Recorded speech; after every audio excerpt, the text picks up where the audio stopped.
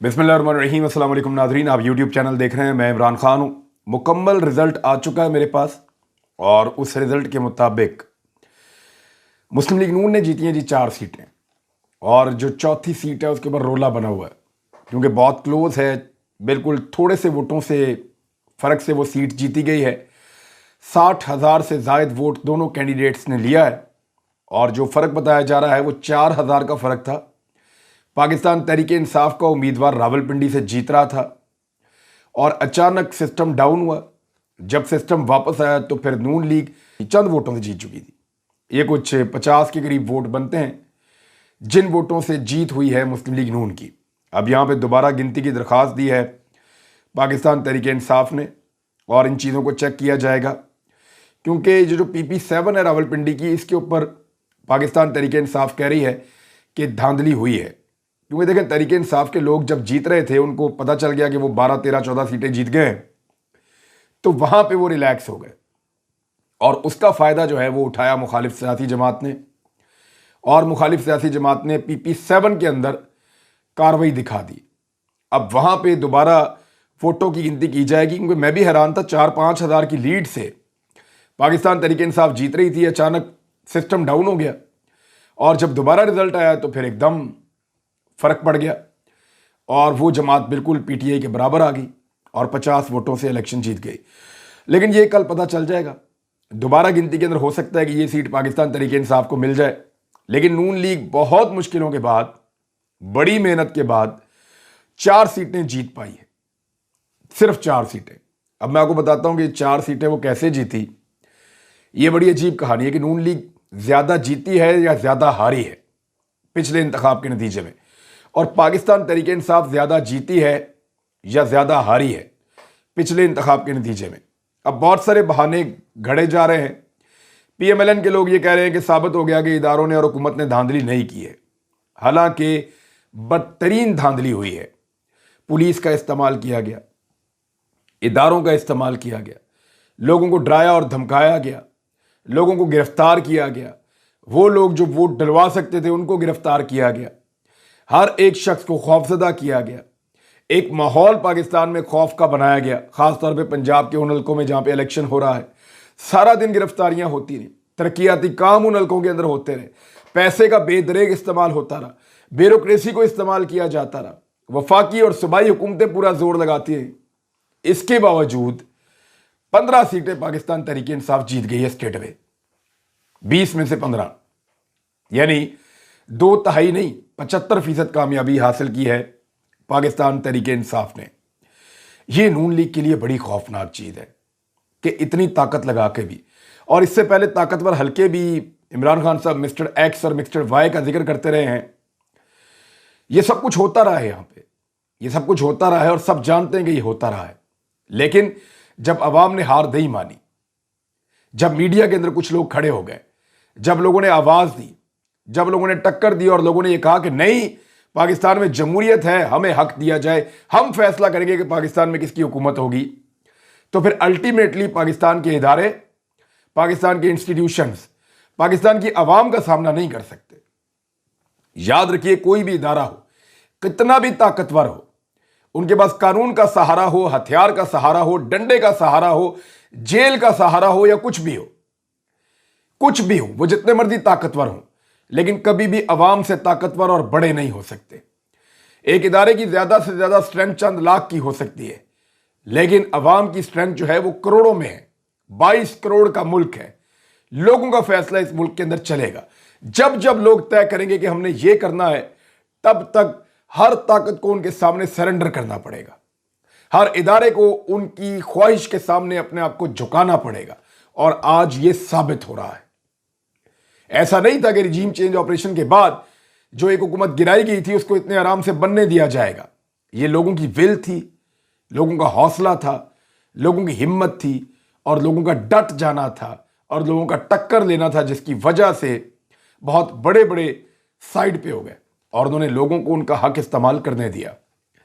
अब हुआ यह है कि मुख्तलिफ हीले बहाने तराशे जा रहे हैं, मुख्तलिफ बहाने लगाए जा रहे हैं और यह कहा जा रहा है कि धांधली नहीं हुई, तो धांधली तो बड़ी टका कर हुई है। अगर यह धांधली ना होती तो एक भी सीट एक भी सीट, मैं फिर कह रहा हूं कि एक आधी सीट छोड़ दें, एक भी सीट पीएमएलएन नहीं जीत सकती थी। 19 सीटें तो कम से कम पाकिस्तान तहरीक इंसाफ जीत जाती अगर धांधली ना होती तो। पीटीआई कह रही है कि हम 20 की 20 जीत जाते अगर धांधली ना होती तो। पीएमएलएन ने 4 सीटें निकाली हैं। इंतहाई धांधली करने के बाद रावलपिंडी वाली सीट पे अभी भी रौला है, जबकि एक आजाद उम्मीदवार जीता है। इमरान खान साहब ने यह कहना था और ऐलान करना था अपनी जीत का, लेकिन उन्होंने नहीं किया और वो कैंसिल कर दिया। पाकिस्तान तहरीक इंसाफ ने अपनी कोर कमेटी का इजलास बुला लिया है। 22 तारीख को वजीर आला पंजाब बन जाएंगे परवेज इलाही साहब।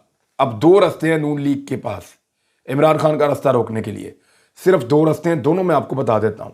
नंबर 1, वो इमरान खान की पार्टी के अंदर से कम 4, 5, 6 लोगों को इस्तीफा देने पर मजबूर कर दें, क्योंकि उनकी भी 173 की तादाद है, 173 इनकी भी है। इनके 15 जीत गए तो इनकी तादाद बढ़ के हो गई है 188, और पीएमएलएन की तादाद, क्योंकि उन्होंने 4 सीटें जीती हैं, तो बढ़ के ज्यादा से ज्यादा हो जाएंगी 177। तो अब वो कम से कम भी 10 लोगों को पाकिस्तान तहरीक इंसाफ में मजबूर करें कि वो लोग रिजाइन कर दें, और अगर वो लोग रिजाइन करेंगे तो उससे फायदा होगा पीएमएलएन को, और फिर उनकी तादाद ऊपर आएगी। कम से कम 10-11 लोग पाकिस्तान तहरीक इंसाफ के अंदर से इस्तीफा दें, लेकिन इतने लोग इस्तीफा नहीं देंगे क्योंकि लोगों ने हालत देख ली है लोटों की जो हुई है। बुरी तरह लोटे पिट गए हैं, इतनी धांधली के बावजूद नहीं जीत पाए हैं, तो लोटे अगले इलेक्शन में कैसे जीतेंगे, ये सोचकर सब इबरत पकड़ेंगे। और जिन लोगों ने लोटा बनना था वो तो पहले ही बन गए थे, जिन्होंने नहीं बनना वो पहले भी नहीं बने, अब भी नहीं बनेंगे।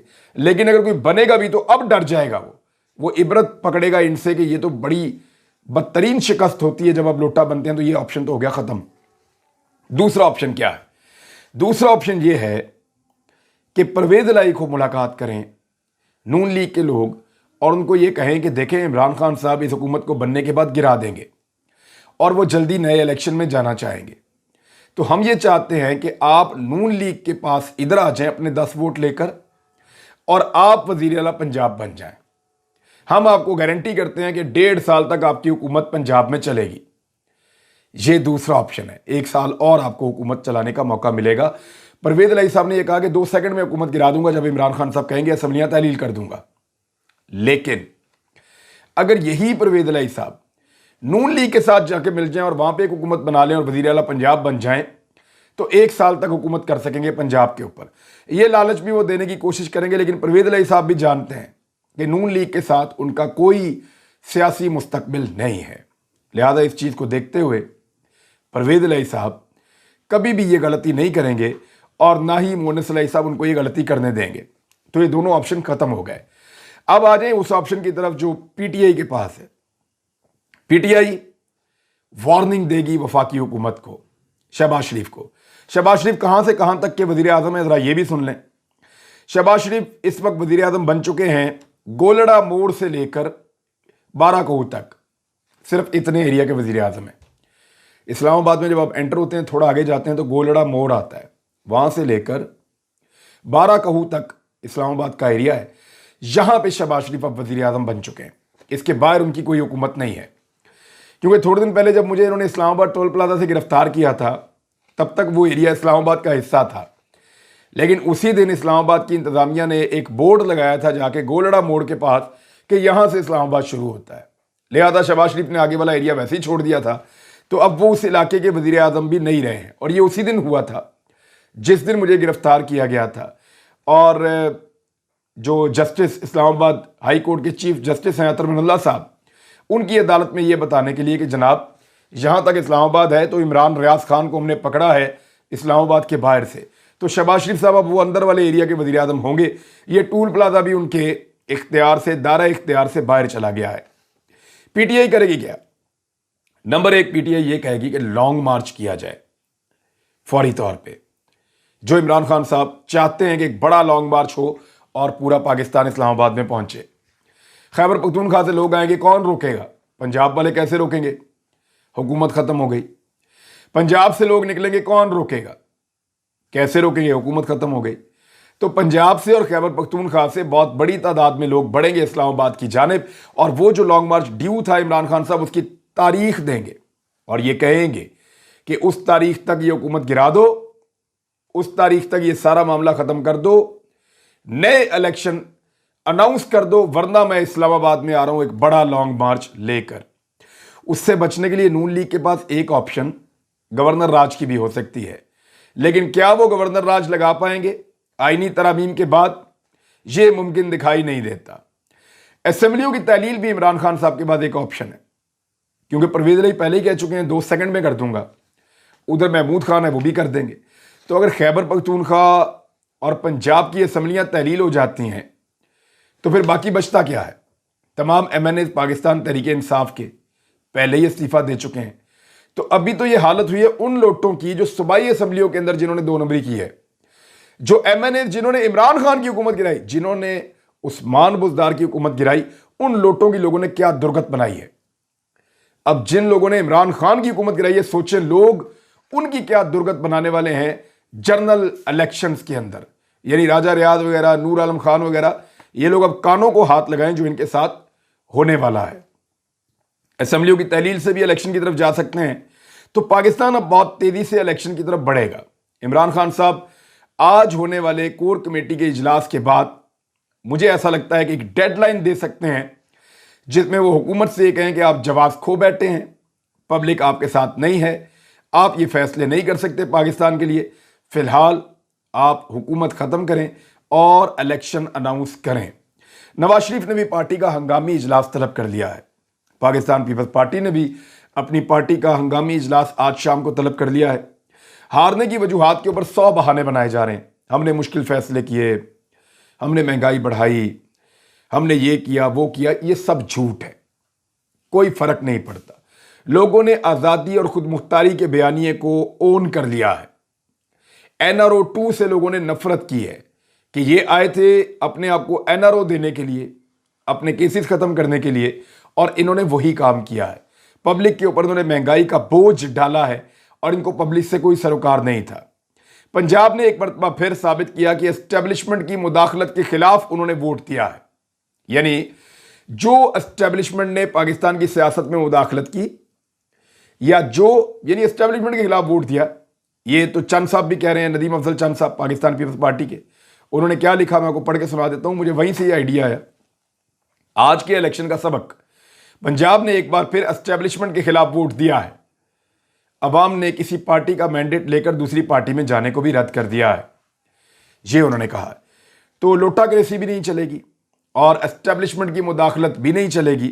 लोगों ने इसके खिलाफ वोट दिया है। लोग बेईमानी के खिलाफ उठ के खड़े हो गए हैं। लोगों को शऊर आ गया है वोटरों के अंदर, बहुत ज्यादा धांधली दबाकर हुई है, इसके बावजूद हार गई है PMLN और उसके सारे इत्तेहादी। और जितने वोट इनको पड़े हैं उनमें ज्यादा वोट धांधली के जरिए से लिए गए हैं। तहरीक लब्बैक के साथ क्या हुआ?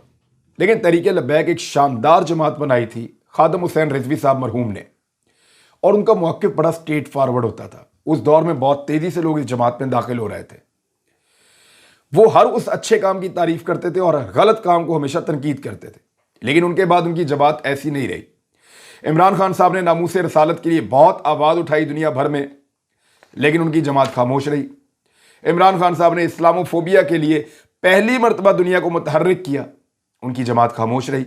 लेकिन लोग देख रहे थे, लोगों ने देखा कि अब यह जमात सिर्फ सियासत कर रही है और अपने असल नज़रिया से, जिस नज़रिया को लेकर खादम हुसैन रिजवी साहब चले थे, उससे दूर होती चली जा रही है। लिहाजा लोगों ने इस जमात को भी रिजेक्ट किया है और इस जमात को वो नताइज नहीं मिले जिनकी तवक्को की जा रही थी। इसहाक डार साहब को पाकिस्तान में आना था, आकर पाकिस्तान की मईशत को संभालना था, आकर उनको हलफ लेना था और बतौर वजीर काम करना था। लेकिन मेरी इतला के मुताबिक यहाँ पंजाब की सूरत हाल के बाद, मैंने आपको पहले भी कहा था कि वो इलेक्शन को देखेंगे।